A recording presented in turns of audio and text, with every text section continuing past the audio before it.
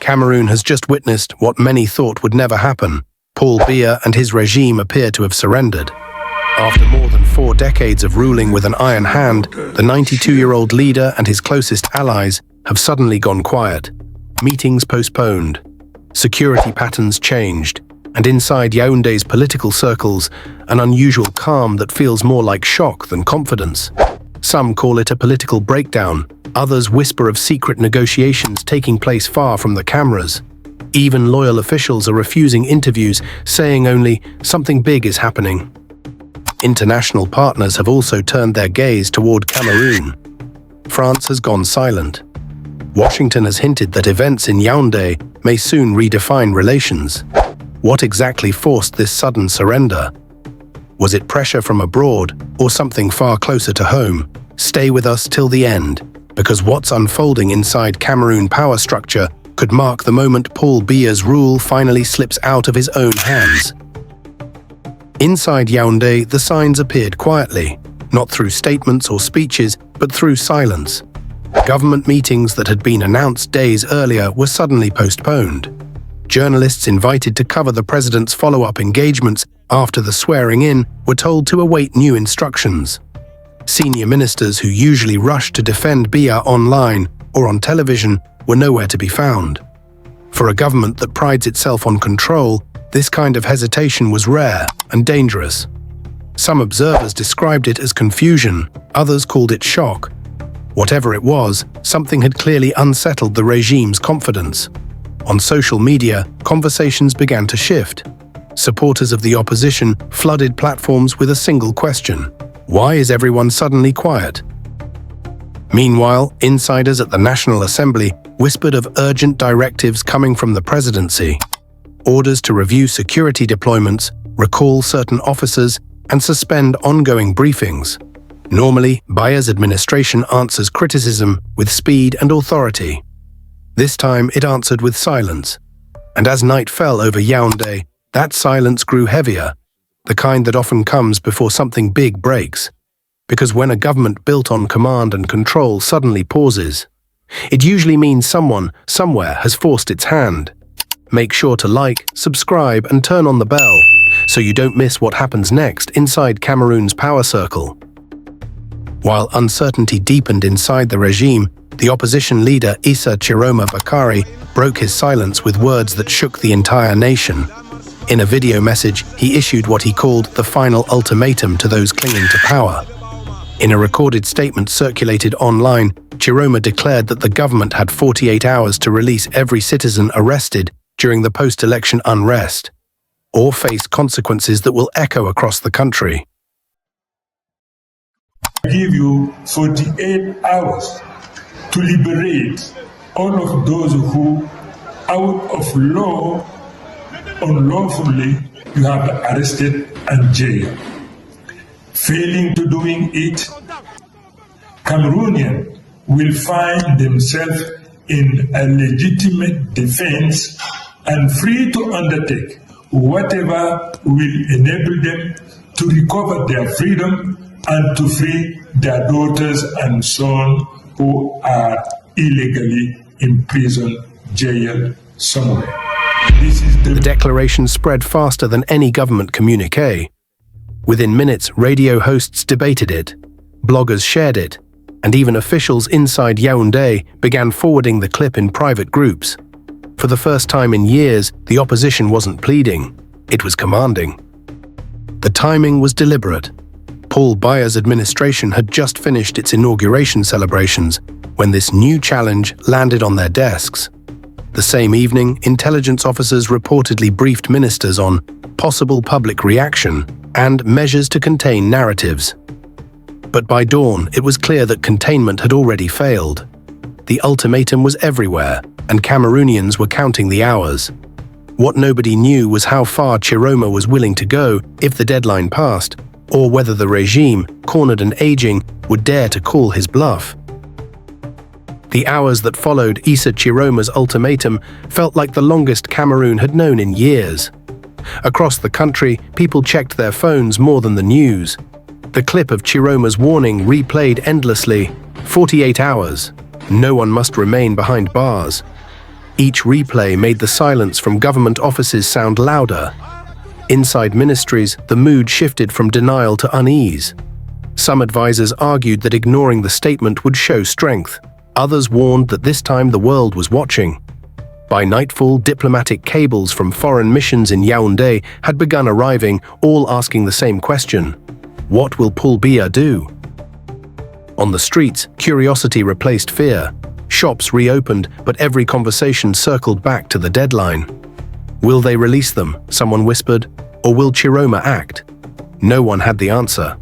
As the first 24 hours passed, social media counters ticked down like a clock in the background of national life. Even loyal broadcasters avoided political talk shows, preferring music and sports.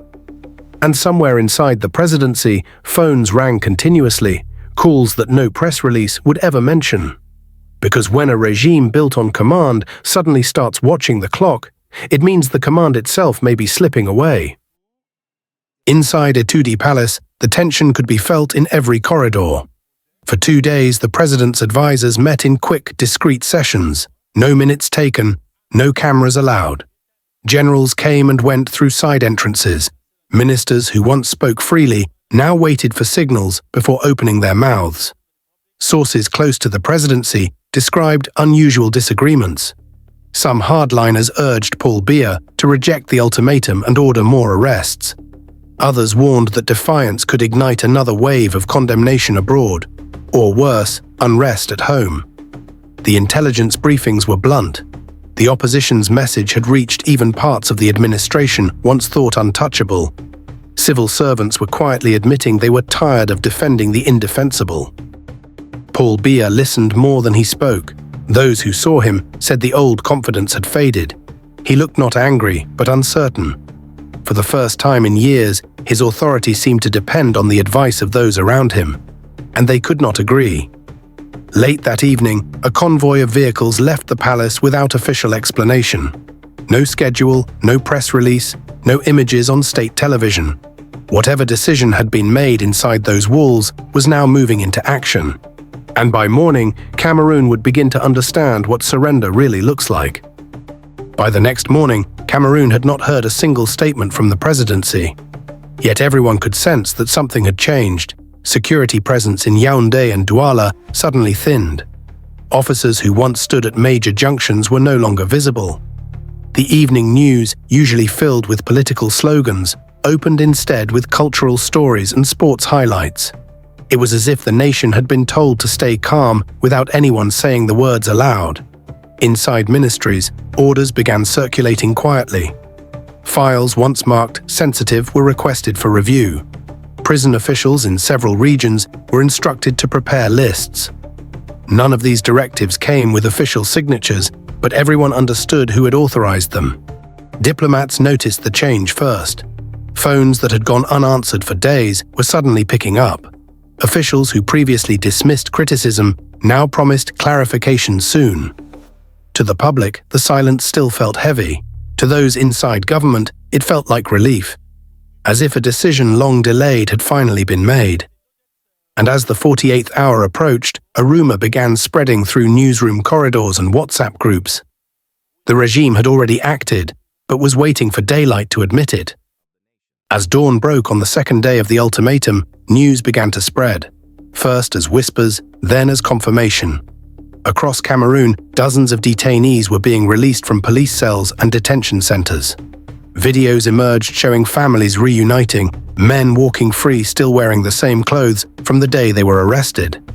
No announcement came from the presidency, no speeches from ministers, just doors quietly opening. By midday, human rights lawyers confirmed the trend.